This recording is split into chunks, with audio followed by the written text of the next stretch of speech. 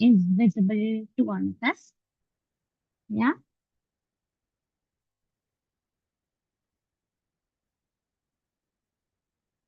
Okay. With that, I'll just quickly introduce myself. I'm Vani and I'll be going to be the host for the evening. And we are here for a webinar. I'll introduce the webinar and the speaker in a minute. But before we get started, please go on to the chat window and tell us where you are from which city you are, and what's your name, and a word that perfectly captures your current vibe or feeling, or maybe describes your day.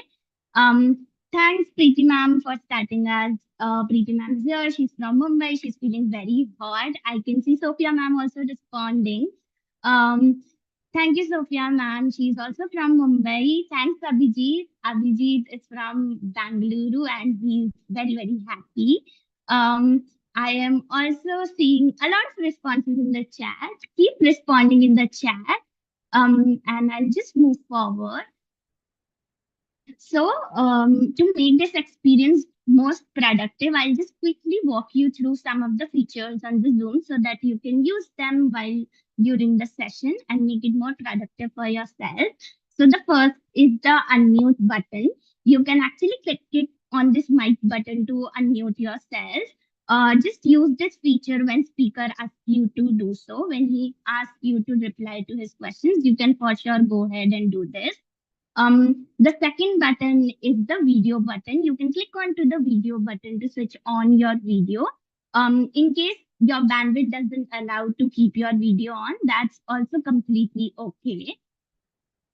Third, you can see the chat button on the extreme right side. You can click onto the chat button to put in your thoughts, insight, questions, wherever you like during the webinar.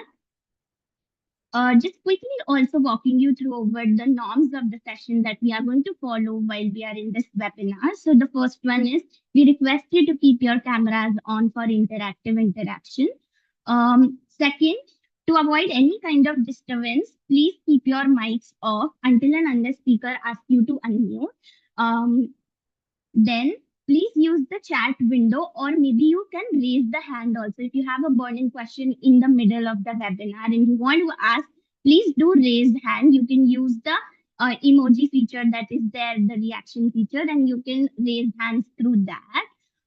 Then please participate enthusiastically in the session because the session is for you. Ask as many as questions, put in your thoughts, insight as much as you want to. Take notes to capture your learning if you want to. Last but not the least, keep it like a safe space. The session is for us, so maybe we just keep it as a safe space. Moving on, welcome to the webinar, Reimagining Education Through the Nook Model. And today we have a very special person who is going to do this webinar for us. We have Abhijit with us. I'll quickly introduce Abhijit. So Abhijit is the founder and CEO of Project Defy, where he works at the intersection of community-led learning, decentralization, and education systems. Through years of experimentation, he has pioneered the concept of Nooks, alternative teacher-free learning spaces that enables communities and young people to design education for themselves. Abhijit is part of several global social impact fellowships, including the Acumen India Fellowship, and currently mentored early stage social entrepreneurs through Mercedes-Benz V Visionary Fellowship. And today, Abhijit is going to talk about this whole concept of Nook and how he leverages it to make community as a safe learning environment. So with that, I'll just quickly hand it over to Abhijit. Um, Abhijit, putting you on the stage right now and really looking forward for the learning experience that you create for our learners. Thank you. Yeah, very excited to be here. Thank you for all of you who have joined. There's about 50 or 60 people on the call, and I can't see most faces, so it is always a bit strange. I can only see my face and Vani and Chandana. So if you can, from time to time, turn on your cameras, it will be, there you go. Some cameras are turning on. Nice. It's a lot easier to talk. Um, oh yeah. Uh, of all the rules that Vani said, there's just one more from my end. You can completely skip sir. You can call me by my name, as Abhi or Abhijit. There is no need to use sir, um, at all. Yeah, you can skip it. Okay, cool. Let's begin. Hmm. All right. It's always a little strange to talk about the Nook, so I start from a little bit ago, from when I was a child. So I grew up in Bombay, in Mumbai, and I my parents were, very typical middle class people. My dad was in a government public sector company. My mom was a housewife. I grew up in Chembur. For those of you who are familiar with Bombay, and as a kid, in our house, we didn't really have any toys. Uh, I think somebody's unmuted.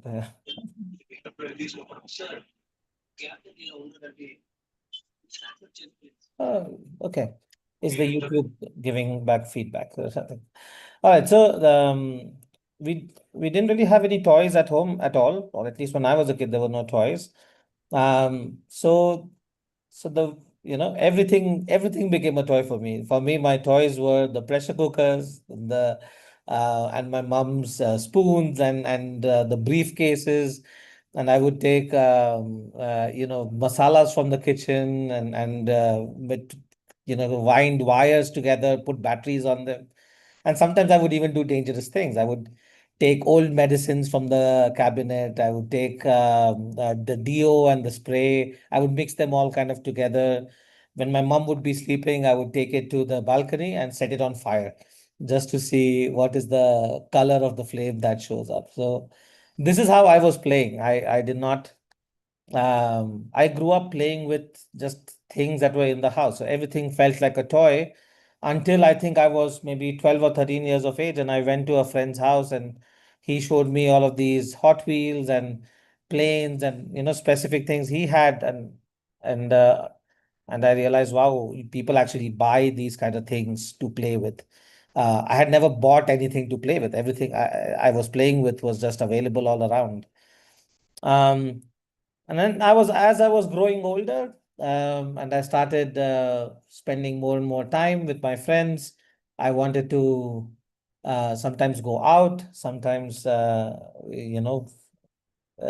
spend some time with them.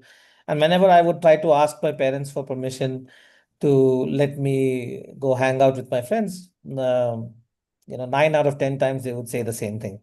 They would always say, Abhijit, we understand you want to hang out, you want to play and all of that, but you know what? Now is not a good time. This is the time for you to study, you know. So just spend these years, study well, and then one day when you have a job, then you don't have to worry. You have all the freedom in the world. You do whatever you want. So, and I believed it. I really, really believed it. I took that. As I got closer and closer towards the eighth grade, ninth grade, 10th grade, I started having lesser and lesser fun, and more and more time was spent just in my room studying. And I got very good grades. I got into, pretty good university. I finished the university. I finally got a job, and that's how I came to Bangalore. I did computer science engineering. I got a software company job, and it brought me to Bangalore. Everybody celebrated. Everybody, all of my friends. I even took them out for a very expensive lunch, more expensive than my first salary, and uh, and we were also happy. We were not just celebrating the fact that I got a job. We were kind of celebrating this possibility that I will now have freedom. After all these years, finally that day has come that I will be free, I will be happy, I can do whatever I want. And all the all the preparation for was all for this day. And I walked into my office, quite a nice looking place, nice carpets, colorful furniture, bean bags.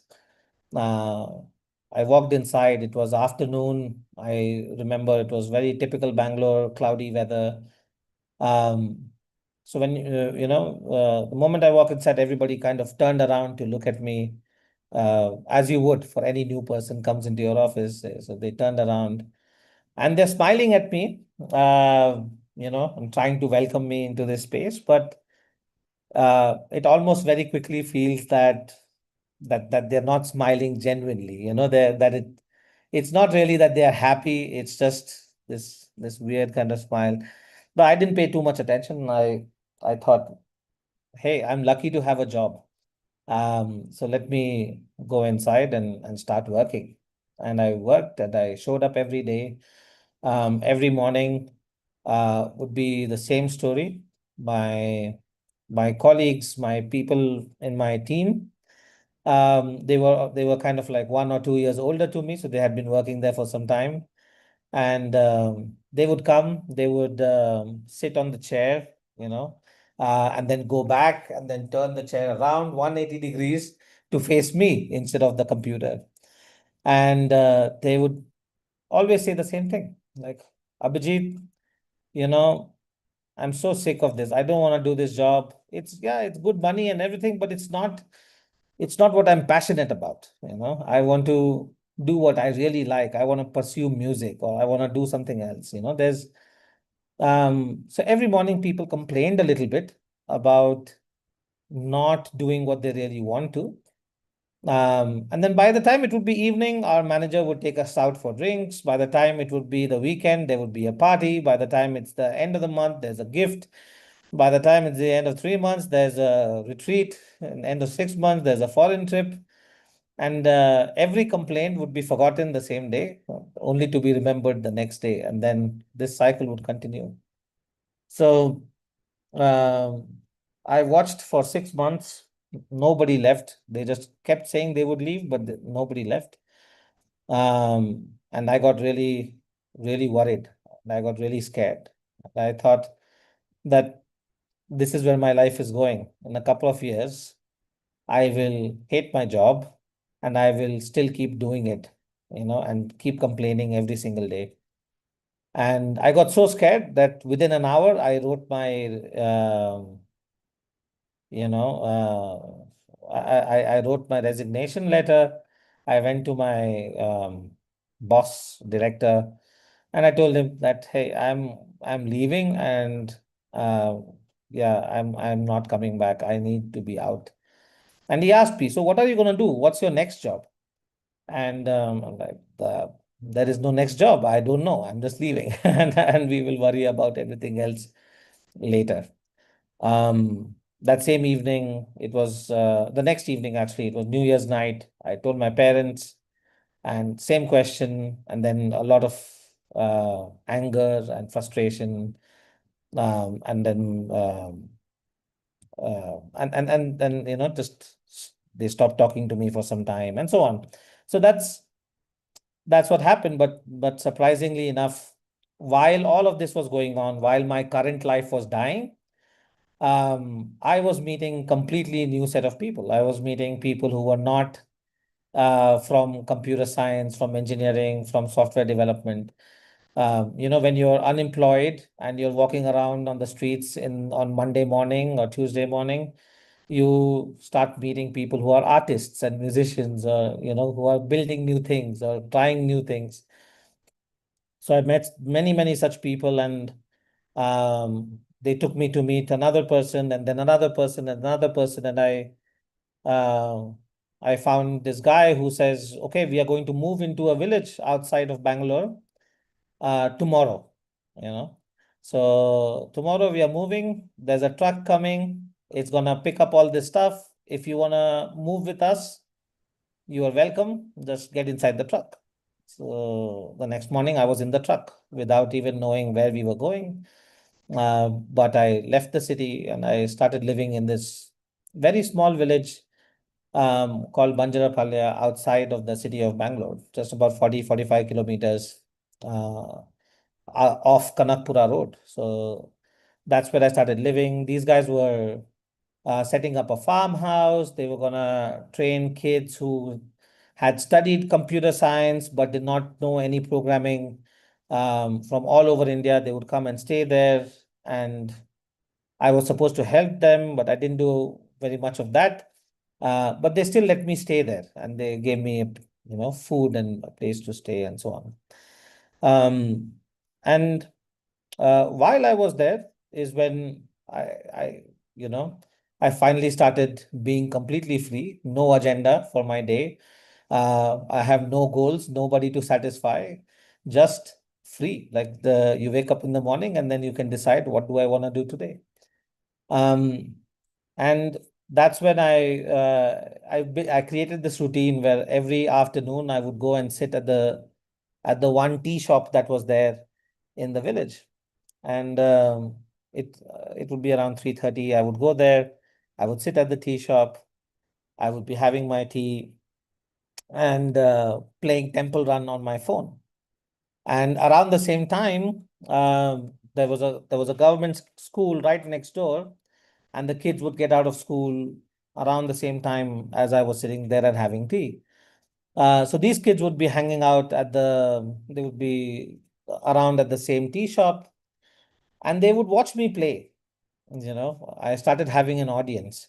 They didn't talk to me, I didn't talk to them. We didn't have a language in common, but they watched. And every day I had like 14, 15 kids behind my back watching me play Temple Run. Until one day that one of those kids puts his hand forward, basically asking for my phone.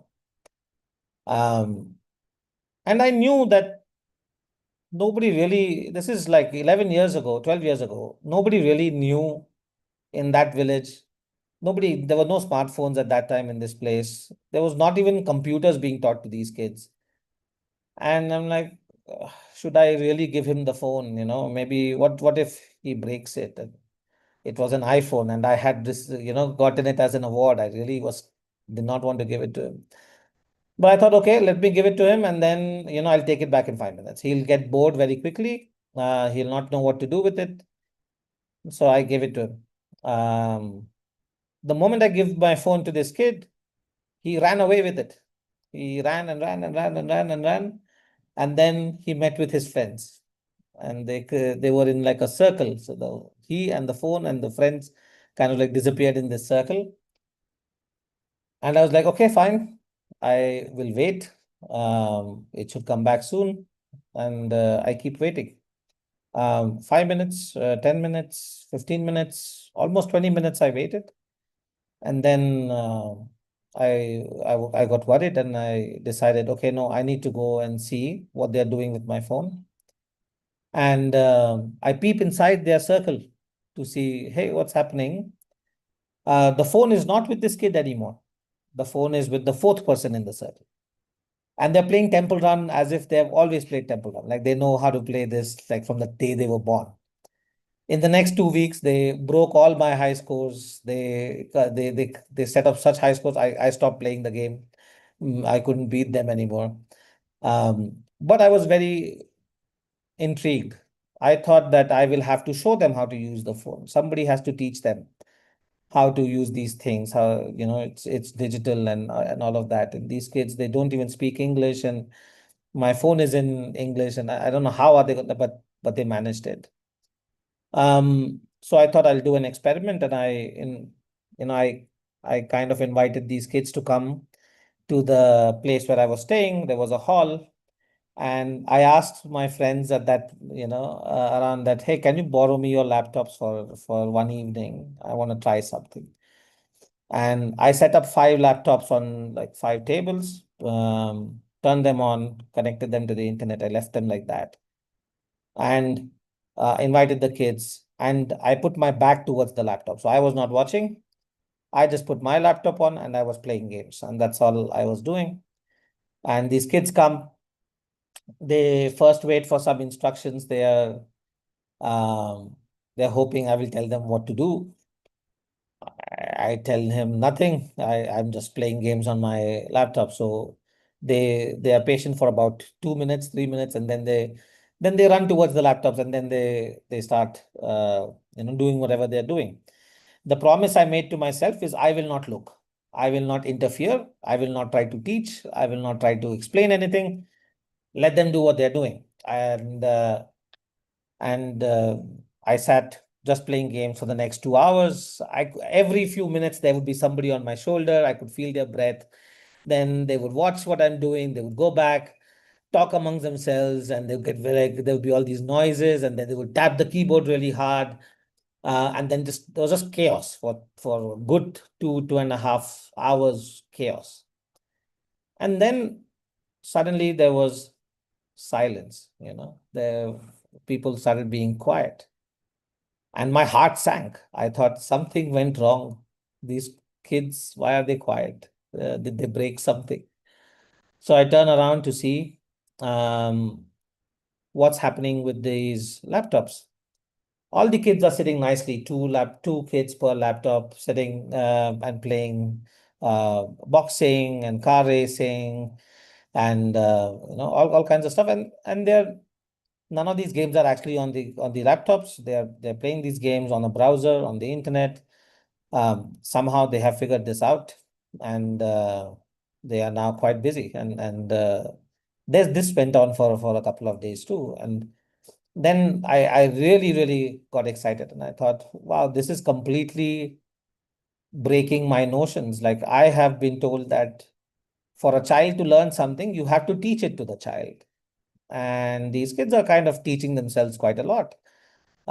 Even these things that we make such a big deal about, internet, the computers, digital skills, so on. It took them 3 hours to get onto a game. So I started doing more and more. I had a whole bunch of tools. I took them out. I put the hammers and hacksaws and stuff on the wall. I showed them YouTube a little bit. And then every morning we would like sit in a circle together, or sometimes in the evening. The time didn't matter. And in the circle, we would decide, okay, what do we want to do today? And everybody has the same voice. We just get to decide together. And sometimes we made a ball throwing machine. Sometimes we put LEDs on saris, and went around walking in the village with blinking lights on our bodies late at night. We did all kinds of weird stuff, and these kids just started coming more and more and more, and they started loving it so much. They started loving it so much that they started calling other people. They started calling their elder brothers and sisters and their uncles and aunties and their parents. Even their grandparents started showing up. And we started having like 60, 70 people come to this space that did not even have a name. It was kind of like a nameless space. These guys would show up at different points of the day. I didn't even know, how do you handle 70, 80 people? We just have one screwdriver, one hammer. And how do you get all of these people to agree to do one thing? So these kids found the way. They, instead of trying to make everybody agree, we would actually be smaller circles, small groups of people, get together, decide, and then go ahead and create something or fix something or build something or watch something, or but completely decide for themselves how they were going to spend their time. And the space became so popular that people started visiting us from all over to come and look at the space. And mind you, we didn't have any money.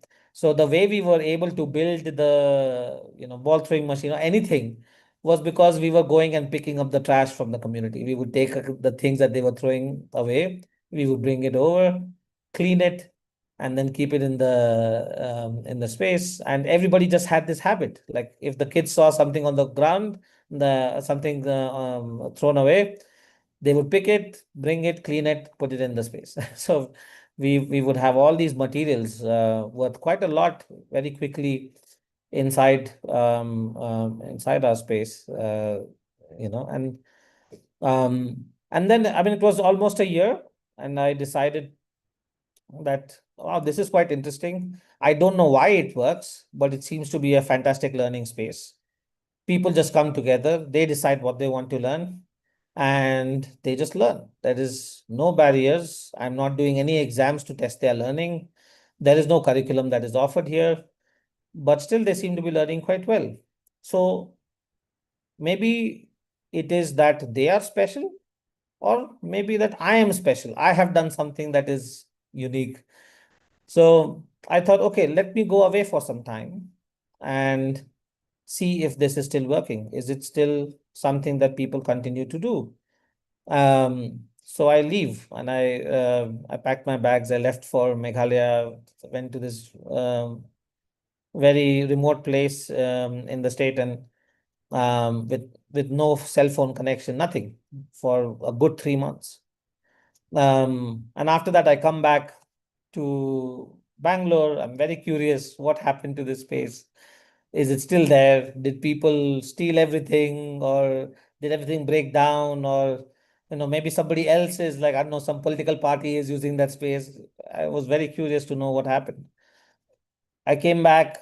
Um, the space was not in the same place where before. They had moved it to a different place, because yeah, we didn't have access to that hall afterwards. And in this new place, there was I went inside. I tried to get inside, but it was packed. There was just too many people, um, young people, older people, all kinds of ages, lots of people that I didn't know. And I walked inside, and then one person who knew me found me, and he's like, "Hey, Abhijit, welcome back." And then he stopped everybody and he told them that, "Hey, I am the one who started that space." And all these people in there were like, "Yeah, yeah, okay, good, welcome back." And then they continued with their work. They did not pay too much attention to me. So this was the sort of final thing that I felt, wow, this is actually their own learning space. They are completely in control of this place. They don't even need to know who created it, who runs. It's they who run it.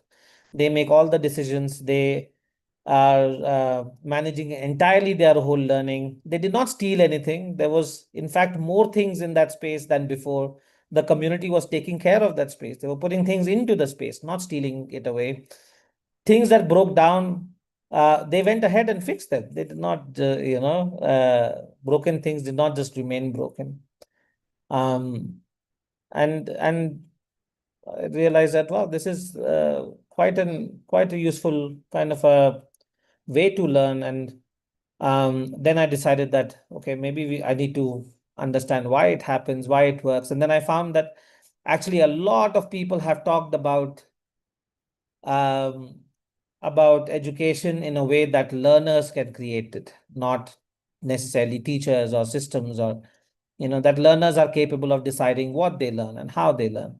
That this is not unbelievable. In fact, there are schools in the world, schools, as even 100-year-old schools, where the students are deciding everything. They are the ones who are deciding what they are learning, who they are learning from, uh, what matters to them.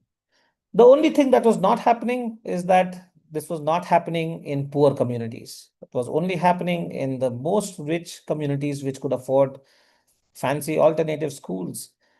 There they could trust the children, but if it was low income communities, nobody trusted the children. Nobody trusted them to, decide for them what they learn. Forget children, they didn't even trust the adults.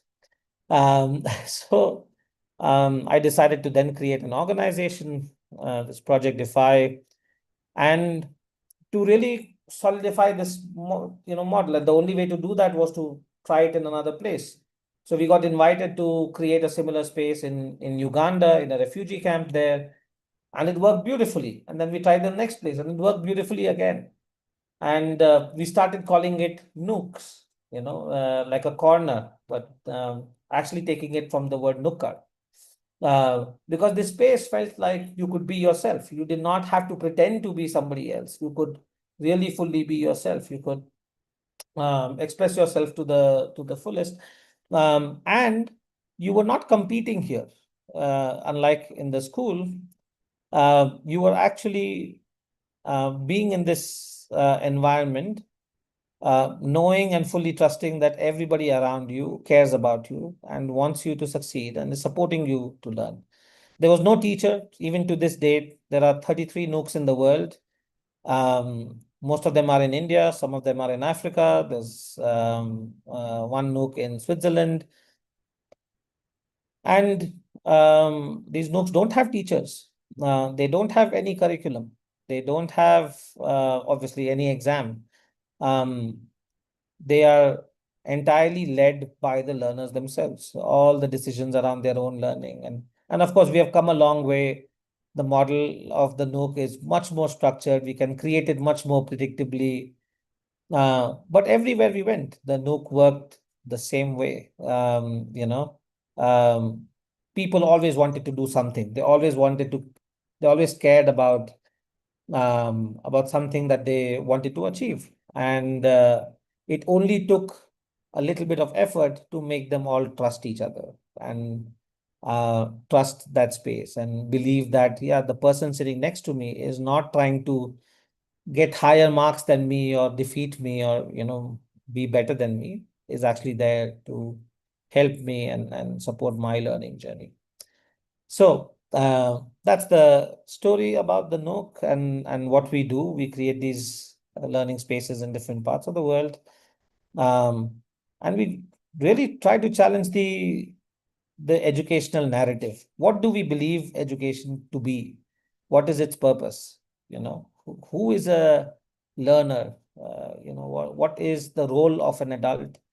Um, how do we see a child? All of these questions are not obvious to us. These are questions that we are asking every single day. And we realize that the world does not have good answers to it yet. Most of the mainstream systems treat children as future economic assets that one day will produce money for the world, as opposed to treating them as complete human beings that have rights, that care about things, that get bothered by things, that believe in things. So the it's more than just creating spaces. It's also changing what the world believes about learning. What do we think a school is supposed to do? And then um, where and what is the role of community? Is it that the role of the community is to be left behind, or is it that it is a part of your learning journey that supports your learning experience? I'll stop here. I've spoken straight for 30 minutes.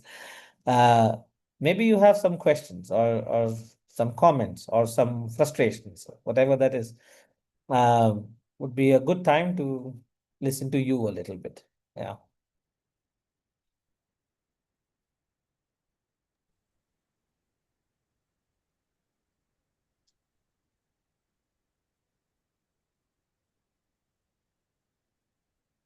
Dear participants, if you have any questions or even insights or any thoughts you want to share with Abhijit right now after listening to him, you can come off mute also and share. You can also go to the chat window and put in your thoughts if you want. Yeah, here, take 2 minutes to put it down. Or maybe if you want to just come off mute and share, that's also completely. And if you even want to ask questions about Nook, what is happening right now, anything related to that, Abhijit is going to answer. So you can ask that as well.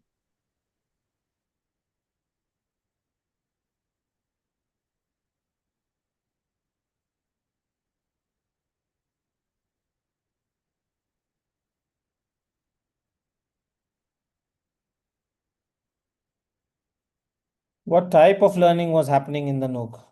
I'm assuming you're thinking about subjects. Is that what you mean? What type of all kinds of learning. Nooks are very unpredictable.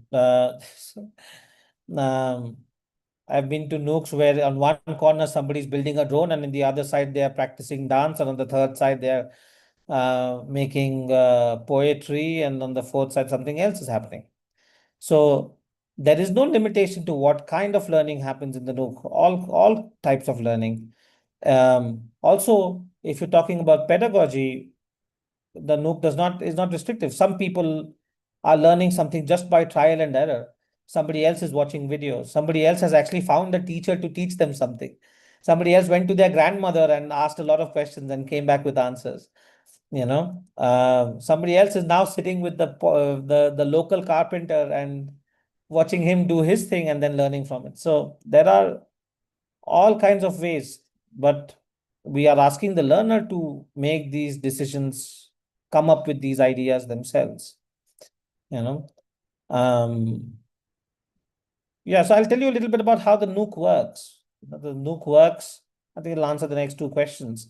The Nook, imagine the Nook to be a physical space, like a house, sometimes very small, like 400 square feet, sometimes big, 5,000 square feet. It has some basic furniture. It has a lot of tools and stuff for making things or breaking things. It has instruments, sometimes guitars and stuff like that. It has uh, very basic furniture, but no benches that, we don't ask people to sit behind each other.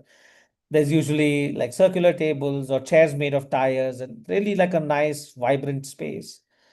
It has always some laptops and a good internet connection. Yeah, so that is always also there.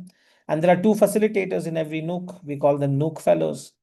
They are young people, between 18 to 25, 26 years of age. Usually, they are not trained teachers at all. They don't come and do any sessions, any classes, any trainings.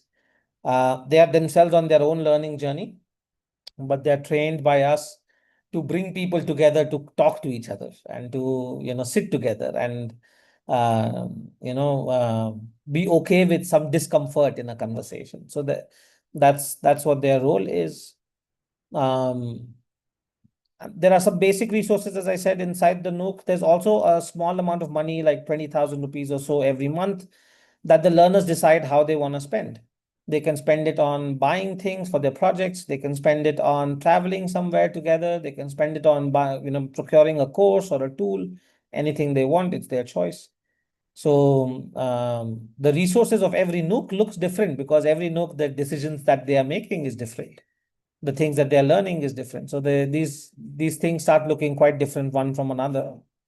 And so every Nook is very unique, but they all follow the same value system. So no matter which Nook you went to, if you ask them what's the best thing you find about this place, you'll always get the same answer, that it's the freedom. People trust me and they respect me, even sometimes when they believe that they're not worthy of that respect or that trust. Many times when they have been um, punished a lot by their parents or by their teachers or by the school, then they lose a lot of their sense of worth, and they are very surprised that they get respected in the Nook.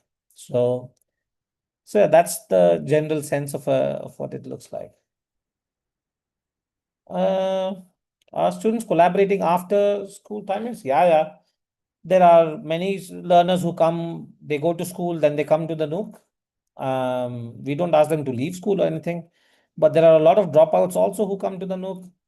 There are also a lot of adults who are coming to the Nook. They are not, some of them went to school, some of them did not go to school ever. So there's all kinds of people who come to the Nook. Um, the more schooled they already are, the more challenging they find to trust themselves and their own ideas. So if you spent a lot of time at the school, it will take some time to be able to trust your decisions.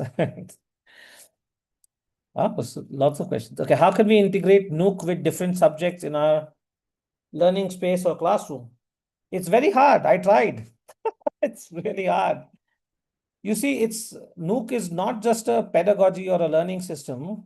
Nook is a political belief in some sense. You know, the belief is that the child will make the decisions, right? So if you want to integrate Nook into your subjects, ask yourself, can you trust the child inside the school to make the decisions? If you can, then the Nook can be integrated.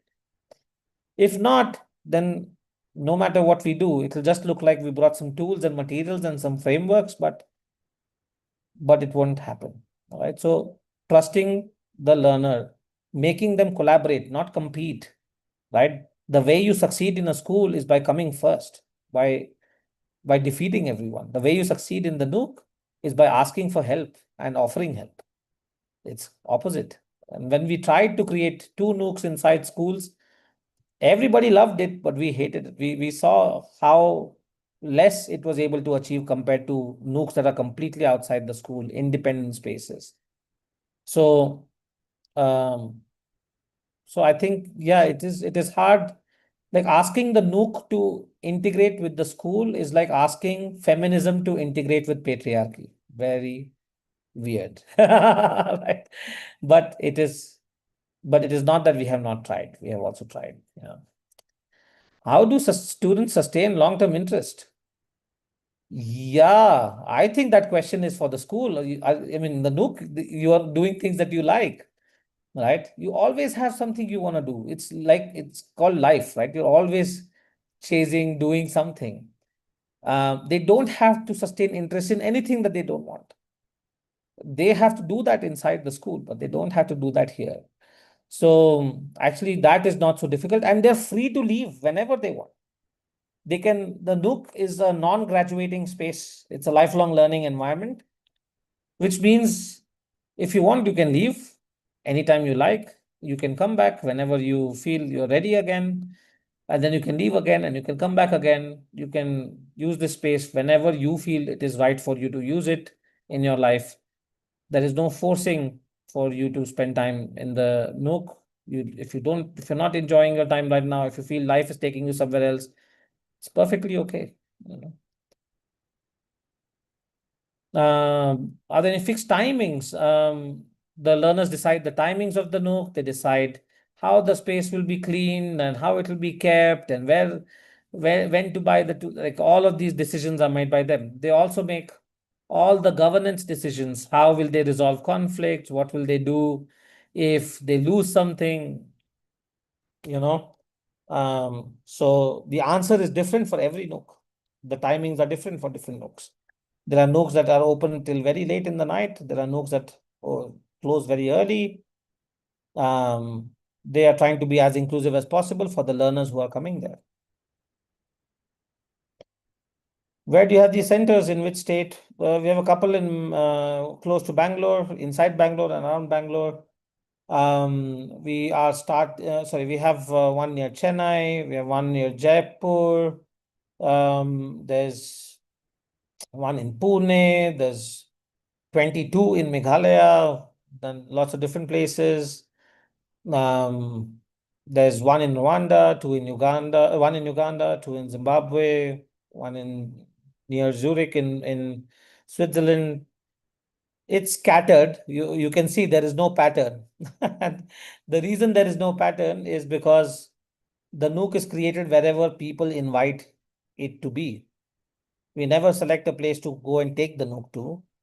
If somebody is inviting us and saying, hey, come and create the Nook here, then we collaborate with them and co-create the Nook.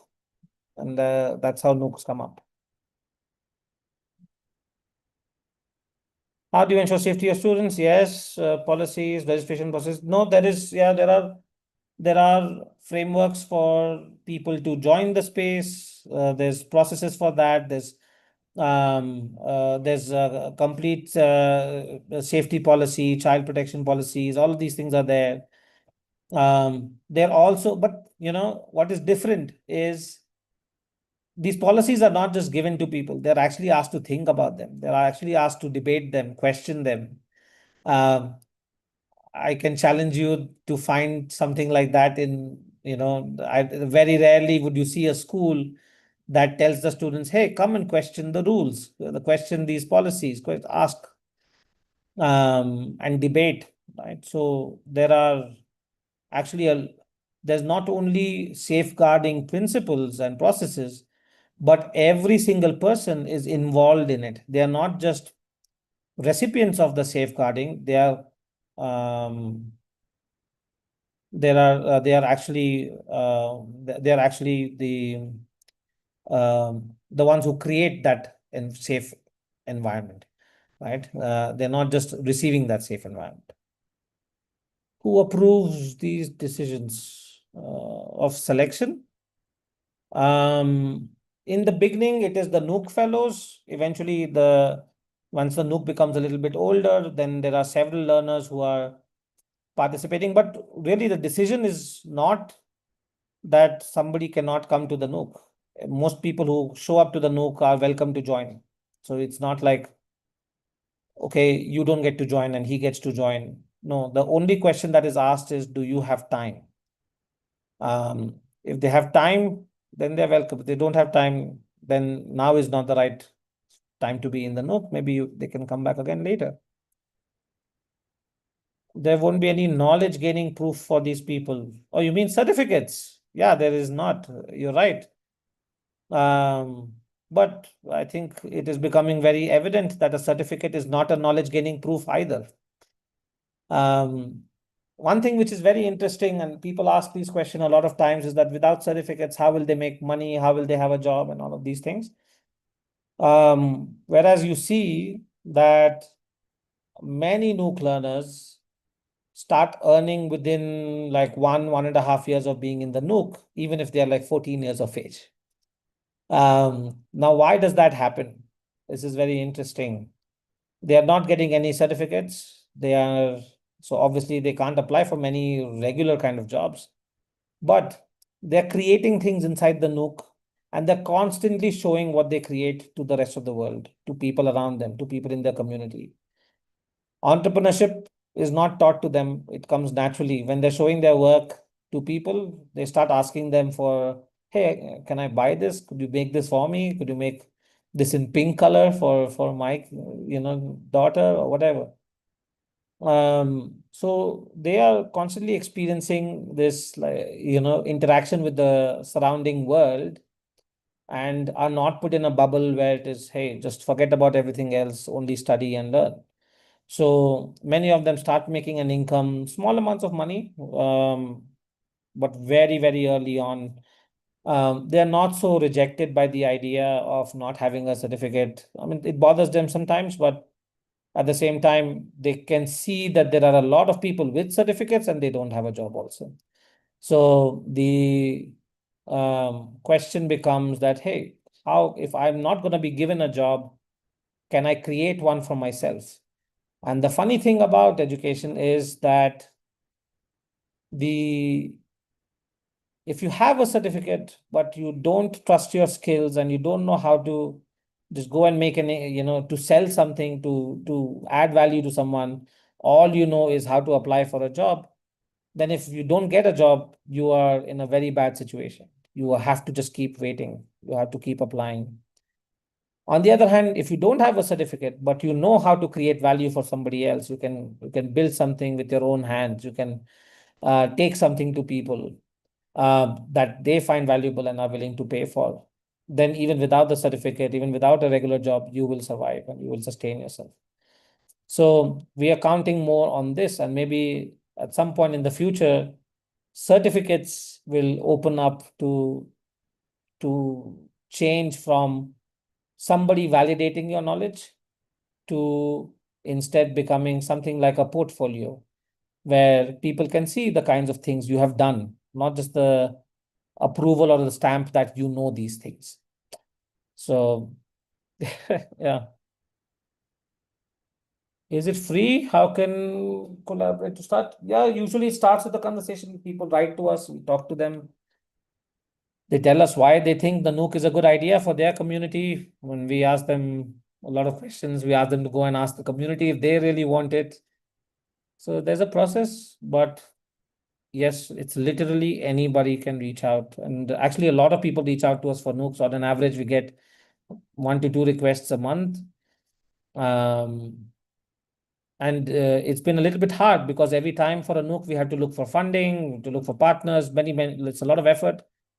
But now we are trying to simplify. We are trying to go from finding funding for every single Nook to actually working with people who want to create Nooks slowly with their own community, with the resources that the community already has. Just the same way that I created the first Nook. So maybe it's possible that we don't have to always have the government or a donor or somebody always funding things. We can start with the community and not wait for anybody else. So this is something we're trying now for the next generation of Nooks. Oh, that's a long one. We're saying creativity. Yeah. Thank you. Tell me, how can we join the Nook? Yeah, I mean, you're welcome to any Nook that exists. You're also welcome to try and create Nooks. We'd be happy to help you and support you. And maybe for some of you, that is not a possible reality yet. Maybe you're working inside schools, you're working inside more limiting learning spaces, and that's okay. But you can have these conversations, you can talk, and you can ask these questions. And it's really amazing. Just for one day, ask the kids, like, hey, what do you really want to do? Like, how should we spend this hour? You know, these small acts of revolution can finally, maybe force the system to change. But we have to ask these hard questions. I think that is very important. Um, Sometimes even more important than creating the learning spaces. Behavioral aspect of children, which helps them in schools and society they live in. Oh, that's very cool. Yeah, especially for girls, as Nook is all about freedom. Would they become comfortable? Yes, this is a difficult question because now, see, for example, when people start actually experiencing freedom, they start becoming confident. Do you think you will fit better in society or not? If you start asking a lot of questions, do you think that is then you will fit better in school? No, it will be the opposite. You'll have a lot of trouble. And we see this. Many of the learners very quickly come and tell me, like, hey, but I was asking the same question there, and then they got angry, and somebody, like, so whacked me on my back with a ruler. And so, yeah, there is a lot of behavior change happening, but the people around them in the schools, in the at home, sometimes it's hard for them to digest that. They have not seen them or imagined them as people who have agency. We all talk about agency, but we don't actually like it sometimes when people have agency. So, forget about everything else. In the Nook, everybody calls me by my name as Abhijit. No, sir, no, bhaiya, no, nothing. Abhijit. No matter how old or how young the person is, we use the name. And when sometimes a parent or somebody else visits, they get shocked. They're like, what, why, how can this be? They're so disrespectful. But they're not being disrespectful. They are being equal. There's not Being equal is not being disrespectful. And there is no guarantee that you're being respectful by using the word sir. So so they're using name, they're removing the barriers, they're being vulnerable with each other. They can, when they don't call me sir, they can tell me exactly how they're feeling without filtering it. But the moment they have to call me sir, they can't tell me a lot of things then. So yes, it is uh, a lot of the learners who are coming to the Nook are challenging their realities, and therefore fitting in gets harder, but they also build the confidence to create a world around them that they want, that they care about. And they stop trying to fit in too much. I think we need that a little bit. Okay, I think that's all the questions. I didn't miss anything, hopefully. Whew, okay. Thank you so much. Those were amazing questions. Really nice. And hopefully someday you